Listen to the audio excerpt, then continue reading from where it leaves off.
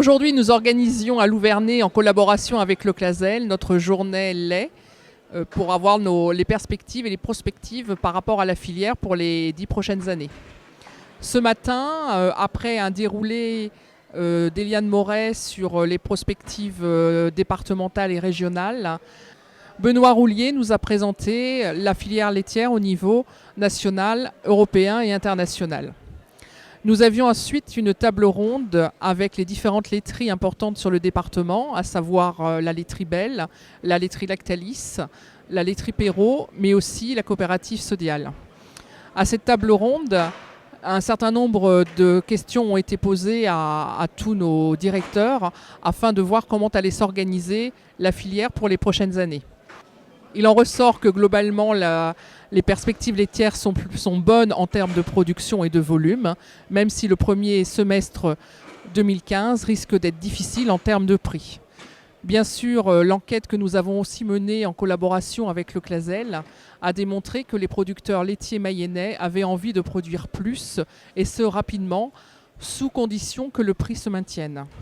Cet après-midi, nous avions le témoignage de 2 exploitations, le ARL Huard et le GAEC Guabo, 2 exploitations différentes qui ont choisi pour l'une de saturer son outil progressivement et pour l'autre qui a investi dès l'installation et qui pourrait demain augmenter de façon significative son quota, mais un certain nombre d'éléments et notamment le contexte familial et travail seront à prendre en considération. Nous terminons la journée lait qui s'est achevée avec une forte présence au niveau des éleveurs, plus de 400 éleveurs présents, lié au fait que la problématique autour des perspectives laitières est une vraie question d'actualité.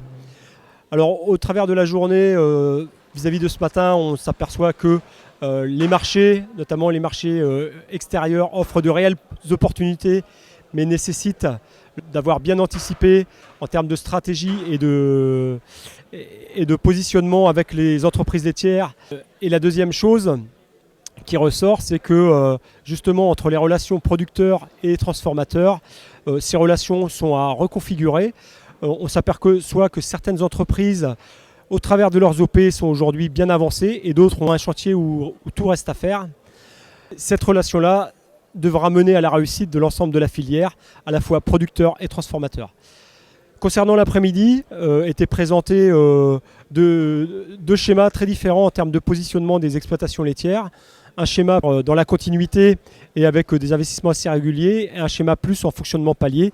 Ce qu'il en ressort, c'est que la même conclusion dans les 2 cas, c'est que pour que le développement de la production laitière soit fait en toute sérénité, il est nécessaire de bien se poser les bonnes questions en termes de niveau d'investissement et là où sont nécessaires les investissements, à savoir quels sont les facteurs limitants sur notre exploitation.